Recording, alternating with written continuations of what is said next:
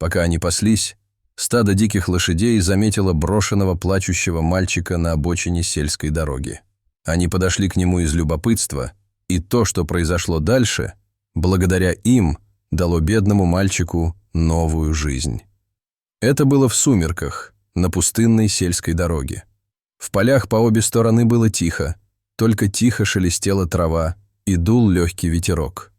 Вдалеке мирно паслось небольшое стадо диких лошадей, но на обочине дороги сидел и плакал маленький мальчик, не старше 6 лет.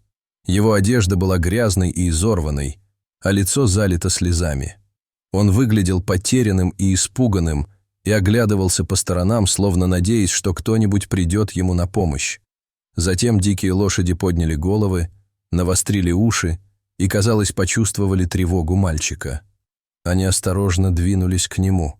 Страх мальчика на мгновение был забыт. Он был заворожен видом приближающихся величественных животных.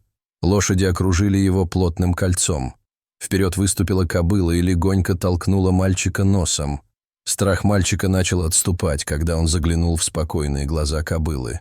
Он почувствовал на своем лице ее теплое дыхание и постоянное, успокаивающее присутствие других лошадей вокруг него. Их общее спокойствие, казалось, передало ему некое послание. Он был в безопасности. Мальчик неуверенно протянул руку и коснулся морды кобылы. Он шмыгнул носом, вытер его тыльной стороной ладони и нерешительно погладил кобылу. Она ответила мягким покачиванием и опустила голову, чтобы мальчику было легче ее погладить. Ободренный, он запустил пальцы в ее гриву. Она казалась шелковистой, когда он пропускал ее сквозь свои маленькие пальцы. Постепенно мальчик начал расслабляться. Присутствие лошадей действовало на него успокаивающе, чего он никак не ожидал. Казалось, они понимали его страх и одиночество, а их ласковое поведение помогло успокоить его расшатанные нервы. Мальчик прижался к кобыле и положил голову ей на шею. Он больше не чувствовал себя одиноким. Дикие лошади приняли его в свой круг. Кобыла, в частности, казалось, взяла на себя роль опекуна. Она стояла рядом с мальчиком и время от времени подталкивала его локтем, словно желая заверить, что все будет хорошо. Слезы мальчика высохли. Он оглянулся на других лошадей. В их глазах отражались последние лучи заходящего солнца.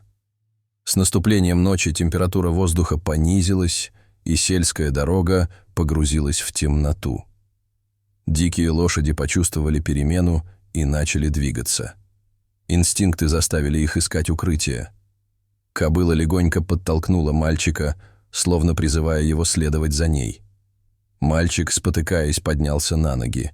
Его маленькие ножки с трудом поспевали за ним, но он был полон решимости держаться рядом. После короткой прогулки лошади свернули с дороги и направились к старому сараю, приютившемуся среди деревьев. Сарай был для них привычным пристанищем, местом, где они иногда искали убежище в суровую погоду. Мальчик последовал за кобылой и, спотыкаясь, вошел в сарай. Оказавшись внутри, он огляделся. Его глаза медленно привыкли к тусклому освещению. Сарай был наполнен приятным запахом сена и тихими звуками, издаваемыми устраивающимися на ночь лошадьми. Он нашел в углу охапку соломы и свернулся на ней калачиком. Он чувствовал присутствие кобылы где-то поблизости. Мальчик закрыл глаза. Усталость взяла свое. Тем временем владелец конюшни, пожилой мужчина по имени Сэмюэл, совершал свой ночной обход. Он владел этим поместьем десятилетиями и знал здесь каждый дюйм.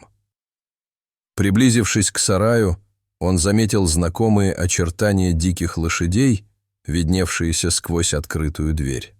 Он вошел внутрь, ожидая увидеть лошадей, сбившихся в кучу. Вместо этого его глаза расширились от удивления, когда он увидел маленькую фигурку, свернувшуюся калачиком на соломе в окружении лошадей. «Что, черт возьми?» — он прошептал. Подойдя ближе, он понял, что это был маленький мальчик, мирно спавший среди лошадей. Кобыла встала над мальчиком, словно защищая его, повернула голову и спокойно посмотрела на Сэмюэля. Первоначальный шок старика сменился беспокойством. Он опустился на колени рядом с мальчиком, стараясь не напугать его. «Привет, малыш», — тихо сказал он, касаясь плеча мальчика.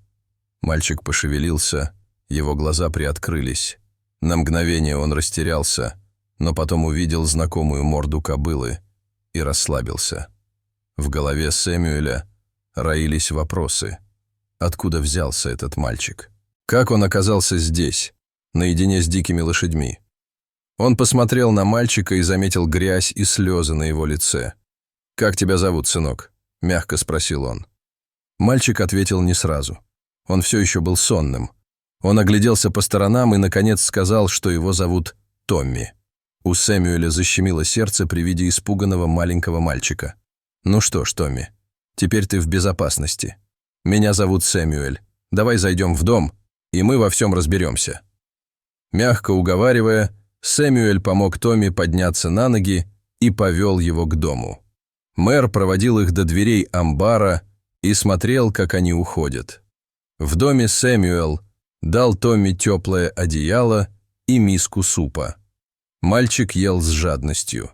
Сэмюэл наблюдал за ним, все еще пытаясь сложить воедино события, которые привели мальчика сюда. Когда он покончил с едой, Сэмюэл сел рядом с ним. «Ты можешь рассказать мне, что произошло, Томми? Как ты там оказался?» Глаза Томми наполнились слезами. Он глубоко вздохнул и сказал, что заблудился. Он пытался найти дорогу домой, но не смог. Он не знал ни своего адреса, ни фамилии.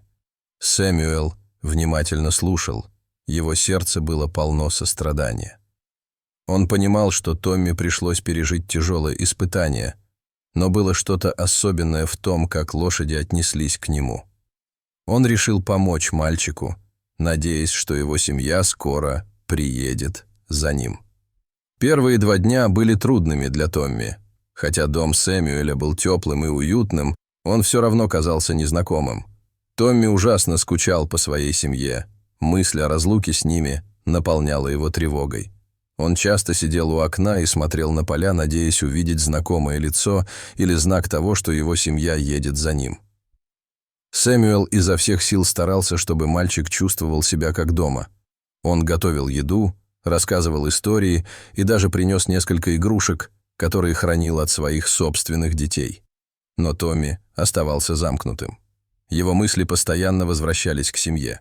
Связь, которая была у него с дикими лошадьми, казалось, была его единственным утешением. Однажды утром Сэмюэл заметил, что Томми был необычно бледным и вялым. Обеспокоенный, он решил отвезти его в местную клинику. «Ну же, Томми», — мягко сказал он, — «мы собираемся сходить к врачу, просто чтобы убедиться, что с тобой все в порядке». В клинике врач провел тщательный осмотр. Он нахмурился, проверяя показатели Томми. «У мальчика недостаточное питание. Похоже, что он уже некоторое время страдает от этого», — сказал он, глядя на Сэмюэля. «Ему нужно правильное питание и покой. Я выпишу ему витамины и пищевые добавки, но ему потребуется тщательный уход». Сэмюэл кивнул. Он сказал, что сделает все, что потребуется. Врачу оставалось только сказать ему, что нужно Томми. Вернувшись домой, Сэмюэл скрупулезно следовал указаниям врача. Он готовил питательную пищу и следил за тем, чтобы малыш пил много воды. Он также давал ему предписанные витамины и пищевые добавки. Постепенно Томми начал проявлять признаки физического улучшения. К его щекам вернулся румянец, и у него появилось немного больше энергии. Несмотря на физическое выздоровление, Томми оставался эмоционально отстраненным. Он редко разговаривал и часто казался погруженным в свои мысли. Сэмюэл пытался вовлечь его в какие-то дела, но душевная боль мальчика была очевидна. Пожилой человек понимал, что на выздоровление потребуется время, особенно когда речь заходит о сердечных делах. Однажды вечером, когда солнце уже клонилось к закату, Сэмюэл увидел, что Томми снова сидит у окна и смотрит на поля. Он подошел и сел рядом с ним. «Знаешь, это нормально, скучать по своей семье», — тихо сказал Сэмюэл. «Но здесь ты в безопасности. Мы найдем способ помочь тебе вернуться к ним». Томми кивнул, но его взгляд по-прежнему был устремлен вдаль. Сердце Сэмюэля болело за мальчика. Шли недели, и мальчик постепенно начал открываться фермеру. Однажды тихим вечером, сидя на крыльце, Томми начал рассказывать о своем прошлом. Сэмюэл внимательно слушал, понимая, что это важный шаг для мальчика. «У моей семьи было не так много денег», — начал Томми. Он с трудом подбирал взрослые слова, и его голос был едва громче шепота. «Мои родители так старались, но этого всегда было недостаточно. Однажды они сказали мне, что мы должны покинуть наш дом. Мы долго гуляли, а потом они оставили меня на обочине дороги. Они сказали, что вернутся, но так и не вернулись». У Сэмюэля защемило сердце, когда он слушал историю Томми. Он видел боль в глазах мальчика, чувство покинутости, которое преследовало его, и, наконец, понял, почему никто не подавал заявление о пропаже ребенка. Никто не искал этого маленького мальчика. Полной решимости помочь Томми наладить свою жизнь, Сэмюэл решил обратиться к местному фермерскому сообществу. Он знал, что в одиночку сможет обеспечить Томми любовью и заботой, но мальчику требовалось больше поддержки, чтобы по-настоящему процветать. Сэмюэл созвал городское собрание и объяснил ситуацию Томми. Реакция была ошеломляющей. Соседи и друзья были тронуты рассказом мальчика. Многие пожертвовали одежду, игрушки и книги. Некоторые вызвались провести время с Томми, чтобы помочь ему с учебой или просто поиграть с ним в игры. Местная школа даже организовала для него занятия, чтобы он получил то образование, которого заслуживал. По мере того, как общество сплачивалось вокруг него, Томми снова начал чувствовать себя частью общества. Доброта и поддержка окружающих помогли ему залечить раны прошлого. Он начал больше улыбаться, смеяться и играть, как любой другой ребенок его возраста. Дикие лошади по-прежнему радовали его своим присутствием в жизни. Каждый день он проводил с ними время, особенно с ласковой кобылой. Но как раз в тот момент, когда жизнь, казалось, вошла в счастливое русло, неожиданное событие нарушило их вновь обретенный покой. Однажды ясным осенним утром, когда Сэмюэл и Томми готовили завтрак, раздался стук в дверь. Сэмюэл открыл ее и увидел мужчину и женщину. За ними стоял полицейский. «Доброе утро», — сказал полицейский. «Это мистер и миссис Томпсон. Они искали своего сына, и мы полагаем, что Томми может быть их ребенком». Томми выглянул из-за угла. Его глаза расширились, когда он узнал своих родителей. Миссис Томпсон разрыдалась и бросилась к Томми, чтобы обнять его. «О, Томми, мы повсюду искали тебя!» — воскликнула она, крепко прижимая его к себе. Сердце Сэмюэля замерло. Разве эти люди не бросили его на обочине дороги? За чаем Томпсоны рассказали свою версию случившегося. Они столкнулись с серьезными финансовыми трудностями и в момент отчаяния оставили Томми на обочине дороги, надеясь, что кто-нибудь найдет его и позаботится о нем, пока они будут пытаться разобраться в своей жизни. С тех пор их мучило сожаление, и они неустанно искали его. Томми слушал, и по его лицу текли слезы. Он испытывал непонятную смесь эмоций – облегчение, гнев и печаль. Вместе с Сэмюэлем он обрел новую семью в местном сообществе, но возвращение его биологических родителей пробудило старые чувства. Сэмюэл наблюдал за разворачивающейся сценой. Он знал, что Томми страстно желал этого воссоединения, но все же не мог избавиться от страха потерять мальчика, которого полюбил. И он не мог смириться с мыслью о том, что его вернут тем же людям, которые когда-то выбросили его как сломанную игрушку. Ситуация быстро переросла в судебную тяжбу по поводу опеки над Томми. Томпсоны хотели забрать своего сына обратно. Сэмюэл и община сплотились, чтобы обеспечить ему безопасность в его новом доме. Дело получило это привлекло значительное внимание, и вскоре маленький городок буквально гудел от мнений и эмоций. Несколько недель спустя в зале суда царила напряженная атмосфера, когда обе стороны представляли свои доводы. Томпсоны утверждали, что совершили ошибку, но с тех пор исправили свое положение и способны обеспечить Томми. Сэмюэл и сообщество, с другой стороны, подчеркивали связь, которая установилась между Томми, Сэмюэлем и дикими лошадьми, и подчеркивали стабильность и любовь, которые они дарили. Показания Томми были самой эмоциональной частью судебного разбирательства. Судья была строгой, но справедливой женщиной. Она попросила его рассказать о своем опыте. Томми стоял перед судом, его маленькая фигура казалась совсем маленькой в большом зале. «Я люблю своих родителей», — начал он дрожащим голосом. «Но Сэмюэль заботился обо мне, когда я был один. Сообщество приняло меня с распростертыми объятиями и дало мне почувствовать себя в безопасности. Лошади — мои друзья». Когда он говорил, глаза присутствующих в зале суда наполнились слезами. Он рассказал, как дикие лошади окружили его и привели в сарай Сэмюэля, и как фермер ухаживал за ним, пока он не выздоровел, и как он нашел любящий дом. Судья внимательно слушал, глубоко тронутый искренними словами мальчика. Судья объявил перерыв, чтобы посетить ферму Сэмюэля. Она хотела своими глазами увидеть связь между Томми и лошадьми. Она наблюдала, как мальчик общался с дикими лошадьми, особенно с кроткой кобылой, которая первой подошла к нему.